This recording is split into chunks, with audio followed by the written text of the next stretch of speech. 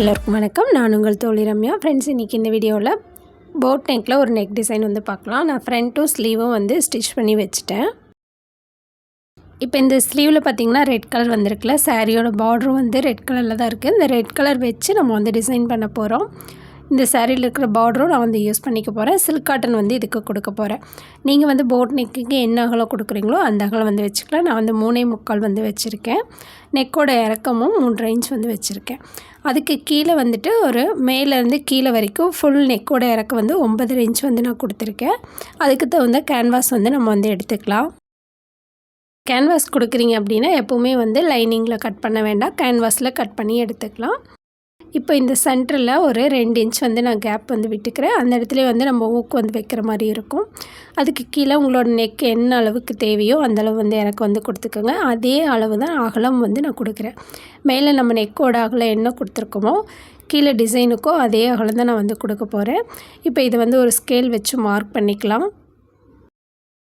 பண்ணிவிட்டு இதுக்கு நான் வந்து ஒரு வளைவு மாதிரி கொடுத்து இந்த மாதிரி வந்து கட் பண்ணி எடுத்துக்கிறேன். கீழே வரைக்குமே நம்ம வந்து கட் பண்ணி தான் எடுக்க போகிறோம்.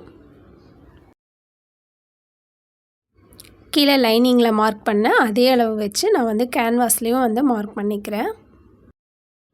இப்போ லைனிங்க்கு அடியில் வந்து நான் வந்து கேன்வாஸ் வந்து வச்சுக்கிறேன். வச்சுட்டு நம்ம ஒரு ஊசி ஒன்று வச்சு பின் பண்ணிக்கலாம். பண்ணிவிட்டு நம்ம வந்து மார்க் பண்ணியிருக்கோம்ல அந்த ஷேப்க்கே வந்து கட் பண்ணி எடுத்துடலாம். இதோட இந்த இறக்கம் நம்ம வந்து கீழே வந்து அந்த நெக்கோட இறக்கம் எவ்வளோ வச்சுருக்கோமோ அந்தளவு கட் பண்ணி எடுத்து வச்சுக்கோங்க. இது நமக்கு தேவையில்லை. ஃபஸ்ட் இன்னொரு பீஸ் வச்சோம்ல அது வந்து நமக்கு தேவைப்படும்.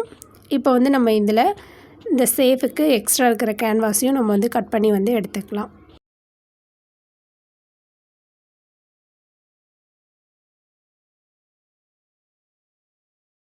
இந்த மாதிரி கட் பண்ணி எடுத்ததுக்கப்புறம் இந்த கேன்வாஸை வந்து இந்த லைனிங்கில் வச்சு அப்படியே வந்து அயர்ன் பண்ணி எடுத்துக்கலாம். நம்ம மேலே 3 இன்ச் வந்து நெக் மார்க் பண்ணியிருக்கோம்ல அதை வந்து கட் பண்ணல, கீழே அந்த டிசைன் மட்டும்தான் கட் பண்ணி எடுத்திருக்கோம். இப்போ இதை நான் வந்து கேன்வாஸ் வச்சு அப்படியே அயர்ன் பண்ணி எடுத்துட்டேன். இப்போ வந்து மேலே வந்து நம்ம வந்து கட் பண்ணிக்கலாம். மேலே எதுவும் நான் வந்து கேன்வாஸில் எதுவும் கொடுத்துட்டு இந்த சென்டர்லேயே வந்து தனியாக வந்து கட் பண்ணி எடுத்துக்கலாம். அங்கேயே வந்து நான் ஊக்கு வந்து கொடுக்க போகிறேன். அந்த ஊக்கு வந்து கொடுக்காமையும் அங்கே வந்து நம்ம ஸ்டிச் பண்ணலாம். இப்போ வந்து நான் வந்து சிங்கிள் ஃபுட் மாற்றிட்டேன். ஏன்னா நம்ம வந்து பொட்லிக் பட்டன் கொடுக்கறதுனால நான் வந்து சிங்கிள் ஃபுட் மாற்றிட்டேன். இப்போ நான் சில்க் காட்டன் கிளாத்தில் எனக்கு தேவையான அந்த பட்டன்ஸ் வந்து ரெடி பண்ணி வச்சுட்டேன். இந்த பட்டன் ரெடி பண்ணுறது நம்ம ஏற்கனவே நிறைய வீடியோவில் காமிச்சிருக்கோம். பழைய வீடியோஸ்லாம் செக் பண்ணி பாருங்கள், அதில் வேணும்னா இருக்கும். இப்போ நான் வந்து மார்க் பண்ணிக்கிறேன். என்ன அளவுக்கு தேவையோ அந்த அளவுக்கு வந்து 2 பீஸையும் வச்சுருக்கேன். அடியில் ஒரு பீஸ் வச்சுருக்கேன், மேலே ஒரு பீஸ் வந்து வச்சுருக்கேன். நான் வந்து பட்டன் வந்து கொஞ்சம் அதிகமாகவே ரெடி பண்ணி வச்சுருக்கனால 1/2 இன்ச் கேப்பில் வைக்கிறேன். உங்களுக்கு எந்த அளவுக்கு தேவையோ அந்தளவு வந்து ஒரே அளவாக மார்க் பண்ணிவிட்டு இந்த மாதிரி அர்க்கத் பண்ணிக்கோங்க. 2 கிளாத்லேயும் ஒரே அளவில் இருக்கும். இப்போ நான் வந்து இந்த பொட்லிக் பட்டன்ஸ் வந்து லைனிங்கோட மேலே வச்சுக்கிறேன். கேன்வாஸில் வைக்கல, லைனிங்கோட மேலே வச்சுருக்கேன். இந்த மாதிரி நான் இப்போ வைக்கிற மாதிரி வச்சு தைச்சிக்கோங்க. சிங்கிள் ஃபுட் நீங்கள் எந்த பக்கம் மாற்றிருக்கீங்களோ உங்களுக்கு கை வாட்டம் எப்படி வருமோ அந்த மாதிரி வச்சு ஸ்டிச் பண்ணிக்கோங்க. நான் இப்போ இந்த சைடு வச்சுருக்கேன். எப்போவுமே வந்து பட்டன் வைக்கும்போது இந்த சைடு பட்டன் வச்சோம்னாலும் அந்த சைடில் வந்து கையில் கிளாத்தை வந்து இழுத்து கொடுக்கணும். அப்போ தான் சென்டரில் வந்து சுருக்கம் இல்லாமல் நீட்டாக இருக்கும். இந்த மாதிரி ஒவ்வொரு பட்டனாக வந்து பொறுமையாக வந்து ஸ்டிச் பண்ணுங்கள்.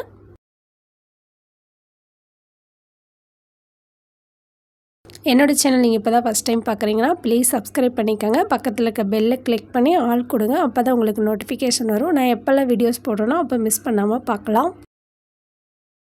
இப்போ வந்து மெயின் கிளாத்து, ப்ளவுஸோட மெயின் கிளாத்தை வந்து கீழே எடுத்து வச்சுட்டு நம்ம கேன்வாஸ் பக்கம் திருப்பி அந்த சைடு வந்து நம்ம வந்து தையல் வந்து போட்டுக்கணும். இந்த சைடும் போடும்போது ரொம்ப பொறுமையாக வந்து ஸ்டிச் பண்ணுங்கள். ஒரு பக்கம் வந்து கிளாத்தை ஒரு சைடு கையில் வந்து இழுத்துகிட்டே ஸ்டிச் பண்ணுங்கள். அப்போ தான் நீட்டாக இருக்கும். இப்போ வந்து நம்ம எக்ஸ்ட்ரா கிளாத்தெல்லாம் கட் பண்ணி விட்டுடலாம்.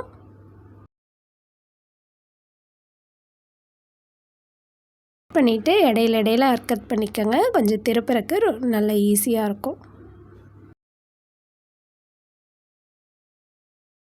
திருப்பி எடுத்துக்கலாம். எடுத்துட்டு மேலே வந்து ஒரு தையல் போட்டுக்கலாம். இல்லை ஒரு அயர்ன் பண்ணி விட்டுட்டிங்கன்னா இன்னும் நீட்டாக சூப்பராக இருக்கும். திருப்பி எடுத்ததுக்கப்புறம் மெயின் கிளாத்தும் லைனிங்கும் வச்சு அட்டாச் பண்ணிக்கலாம். நான் இப்போ வந்து இது மேலே ஒரு படிமான தையல் வந்து போடலை. நான் அயர்ன் பண்ணிவிட்டு அதுக்கப்புறம் நான் வந்து போட்டுக்கலான்ட்டு இருக்கேன். இப்போ இந்த மாதிரி சுற்றியும் வந்து லைனிங்கோட அட்டாச் பண்ணிவிட்டு எக்ஸ்ட்ரா இருக்கிற கிளாத்லாம் வந்து கட் பண்ணி விட்டுடலாம்.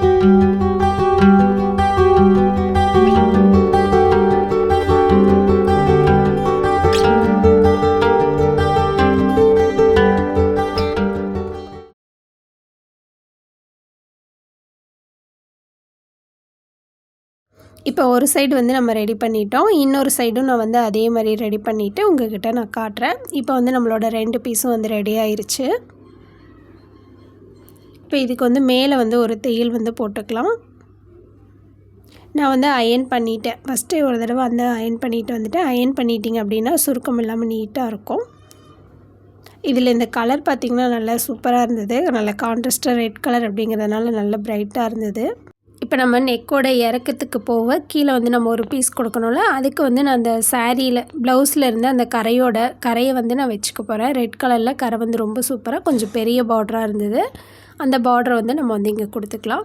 அதுக்கு தேவையான லைனிங் வந்து நான் கட் பண்ணிக்கிறேன். ஃபஸ்ட்டு லைனிங் அந்த கேப்பில் கட் பண்ணி வச்சுருந்தோம்ல, அந்த பீஸை வச்சுட்டு எக்ஸ்ட்ரா வந்து தையலுக்கு தேவையான கிளாத்தெல்லாம் எடுத்து நான் வந்து கட் பண்ணிக்கிறேன்.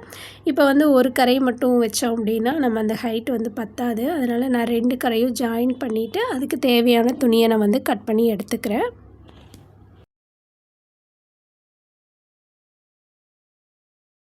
எவ்வளோ வந்து எனக்கு தேவையோ அந்த சைஸ்க்கு தேவையான பார்டர் வந்து நான் கட் பண்ணி எடுத்துட்டேன். இப்போ இந்த 2ஐயும் வந்து நம்ம மாற்றிக்கலாம். இது மாற்றும்போது கண்டிப்பாக நூல் வந்து சேஞ்ச் பண்ணி நம்ம தைக்கணும்.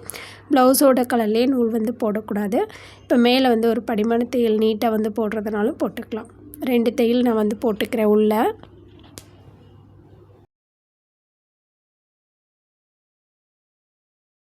இப்போ அதே மாதிரியே இந்த கிளாத்துக்கும் நான் வந்து பொட்லிக் பட்டன் வந்து கொடுக்குறேன்.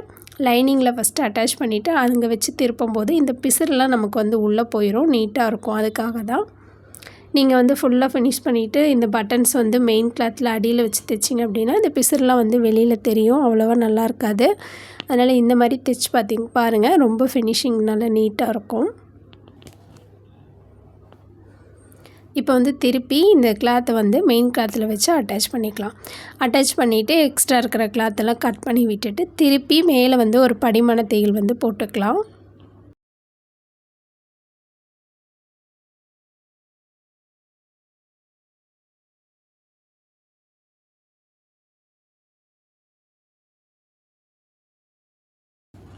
நான் லைனிங் பக்கமே பார்த்திங்கன்னா ஒரு படிமான தையல் போட்டுட்டு அதுக்கப்புறம் வந்து நான் திருப்பிக்கிறேன். இதுக்கு வந்து நம்ம எதுவும் கேன்வாஸ் கொடுக்கல, அதனால் கொஞ்சம் ஸ்டிப்னஸ் இல்லாத மாதிரி இருந்தது. அதனால் திருப்பி வந்து ஒரு படிமான தையல் போட்டுட்டு அதுக்கப்புறம் மெயின் கிளாத்துக்கு மேலே வந்து ஒரு தையல் வந்து போட்டுக்கிறேன்.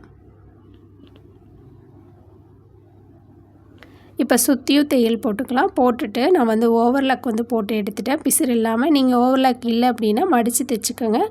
இல்லைனா வந்து பிசுறு இருக்கும், உள்ளே வந்து துணி வந்து பிரிஞ்சிக்கிட்டே வரும். இப்போ நமக்கு என்ன ஹைட்டு, நெக்கோட ஹைட்டு என்ன அளவு இருக்கோ அதை கரெக்டாக மார்க் பண்ணிவிட்டு இந்த பீஸை வச்சு அப்படியே அட்டாச் பண்ணிக்கோங்க. ஃபஸ்ட்டு நீங்கள் கட் பண்ணி எடுத்துருப்பீங்கள அந்த லைனிங் கிளாத்து, அந்த கிளாத்தை வச்சு கூட நீங்கள் மார்க் பண்ணிவிட்டு கூட இந்த மாதிரி வச்சு அட்டாச் பண்ணிக்கலாம். அளவு வந்து மாறாமல் இருக்கும். இப்போ 2 சைடுமே நான் வந்து அதே மாதிரி அட்டாச் பண்ணிட்டேன். இப்போ மேலே வந்து இந்த கேப்புக்கும் நம்ம வந்து ஹூக் வந்து கொடுத்துடலாம். நார்மலாக நம்ம எப்படி வந்து ப்ளவுஸ்க்கு ஹூக் கொடுப்போமோ அதே மாதிரியே நான் வந்துட்டு ஒரு சைடு வந்து வீ கொடுத்துட்டு அந்த சைடு ஹூக் வச்சுக்கிறதுக்கு நான் ஸ்டிச் பண்ணிக்கிறேன். ஏன்னா இந்த மாதிரி தான் வேணும்னு கேட்டிருந்தாங்க. இல்லைனா பேக் சைடு பார்த்திங்கன்னா அப்படியே முடியில் வந்து மாட்டி இழுக்குது, ஹூக் வந்து அப்படியே வச்சா அப்படின்னு சொல்லியிருந்தாங்க. அதுக்காக நான் வந்துட்டு இந்த மாதிரி எப்போ போல் ஹூக் கொடுக்குற மாதிரியே கொடுத்துருந்தேன். பேக் பட்டன் அப்படிங்கிறதுனால இந்த இடத்துல நம்ம இந்த மாதிரி ஓப்பன் கொடுத்தோம் அப்படின்னா தான் கொஞ்சம் நீட்டாக இருக்கும் போடுறக்கு. இல்லைன்னா கொஞ்சம் சிரமமாக இருக்குது, க்ளோஸ் பண்ணி இருந்தது அப்படின்னா கொஞ்சம் போடும்போது கொஞ்சம் கஷ்டமாக இருக்கும். இந்த மேலே நெக்குக்கு பார்த்திங்கன்னா நம்ம வந்து த்ரெட் பைப்பிங் வந்து கொடுத்துக்கலாம். அதனால் நான் எதுவும் கேன்வாஸ் எல்லாம் கொடுத்து திருப்பல. மேலே நெக்குக்கு வந்து த்ரெட் பைப்பிங் வந்து வைக்க போகிறேன்.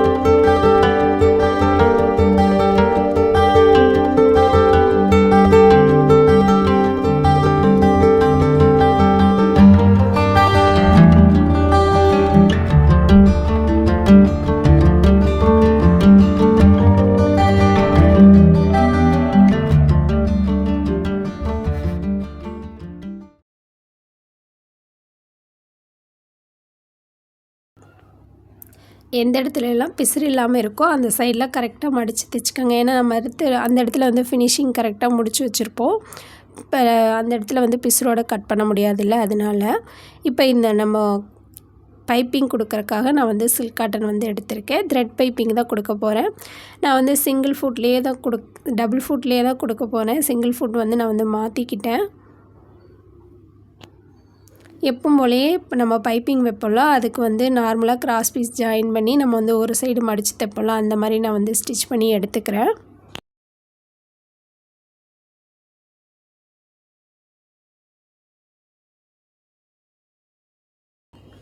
இப்போ அதை நம்ம வந்து பைப்பிங் கொடுக்குற மாதிரி அப்படியே வந்து வச்சு தைச்சிக்கலாம்.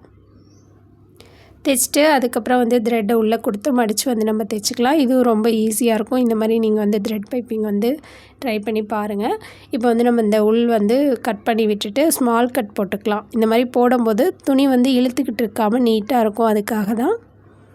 இப்போ இந்த மாதிரி த்ரெட்டை வந்து உள்ளே வச்சுக்கோங்க. வச்சுட்டு கரெக்டாக அந்த த்ரெட் சைஸ் என்ன அளவு இருக்கோ அந்த அளவுக்கு நல்லா வந்து உருட்டிக்கணும். உருட்டிட்டால் நம்ம டபுள் ஃபுட்லேயே வந்து நீட்டாக வந்து த்ரெட் பைப்பிங் வைக்கலாம்.